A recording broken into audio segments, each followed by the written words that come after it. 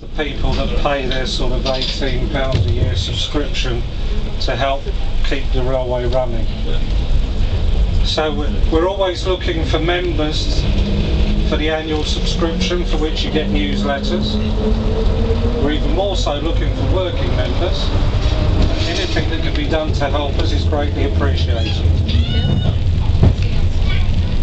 Give you something to do. No excuse. Yeah. Generally speaking, any age, any sex, just about any job you like to think of you can do on the railway.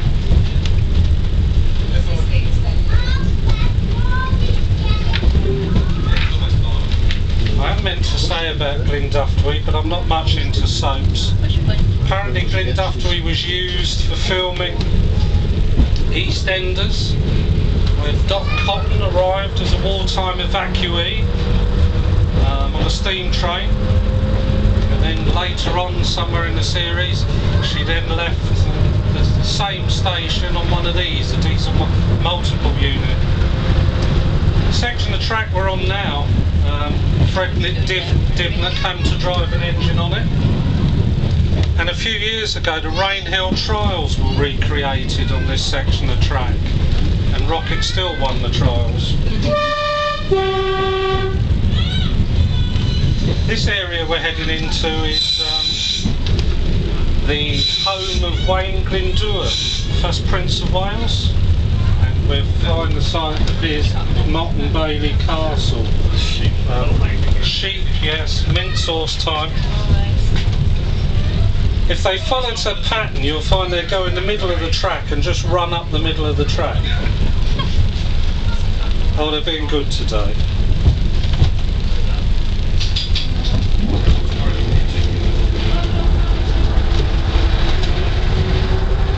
Because of that, we've just missed Wayne Glynfrydwy's little Motte Bailey Castle.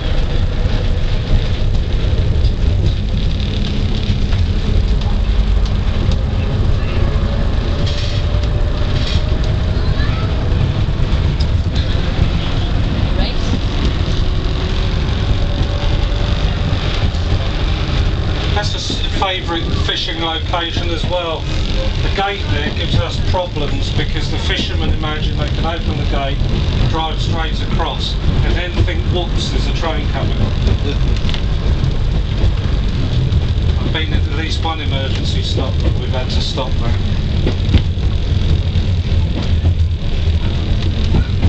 Actually, we haven't missed Wayne Glynfrydwy's home yet. Shakespeare's version was Owen Glendower's in Henry V.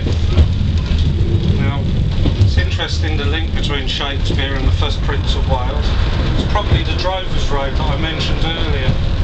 Now, either Shakespeare came up here, or he heard the stories of Wayne Glynfrydwy from the drovers as they went through Stratford.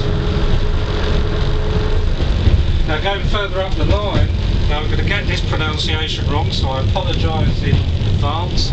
This would take you on to Pwllheli.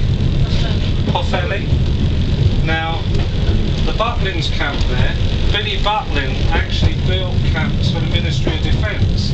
He just realised after the war that they were commercially usable for other things, so he started life as an MOD contractor. But the Butlins camp at Pwllheli was originally a naval base, HMS Glendower. Owen Glynfrydwy, Prince of Wales.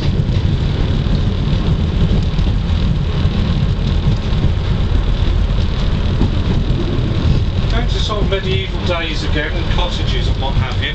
You don't see so many thatch cottages around here, but one of the things you did, you know, nowadays the way they harvest corn, you don't get the thresh the way you used to. But in the old days, you'd have all the thresh left in the fields and you'd have the stoops and so on. Now, you didn't have floors in the old houses, you just had dirt floors. So they used to put the thresh down on the floors, didn't they? There's a sort of a carpet. So across the doorway, you'd have a piece of wood. And the idea of a piece of wood was to stop you walking all the straw out as you walked in and out. Threshold. So where you get the old phrase, the threshold. drawing as you walked away. In a minute on the left you should see some scaffolding where they're doing repairs to Wayne Glynfrydwy's mount. It's just to make sure that nothing falls onto the trackside while they're doing it. Now from the A5 it's a more noticeable monument. And here you see all this scaffolding, that's where the Motte Bailey Castle of Wayne Glynfrydwy was.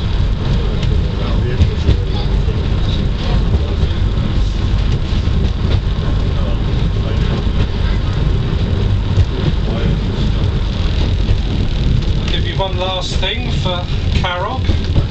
Carrog, as I understand it, translates to free or fast flowing water. But it wasn't actually the original name for the village. Carrog was given its current name by the railway. The original name for this village was Glynfrydwy. Translation? That's before Llanys Church. Llanfraid translates to either St Bridget or St Bride. So it's the Church of St Bride in the village of the Dee.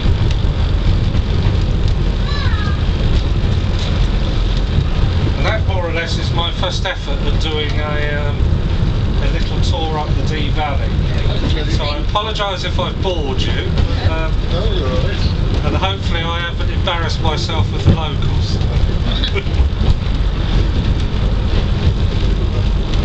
So there's a nice little tea room in the station. And we're due to leave here on the hour. The last one on the hour as well. Last one. Yes, the timetable's changed this year. The A timetable, yes, they're now the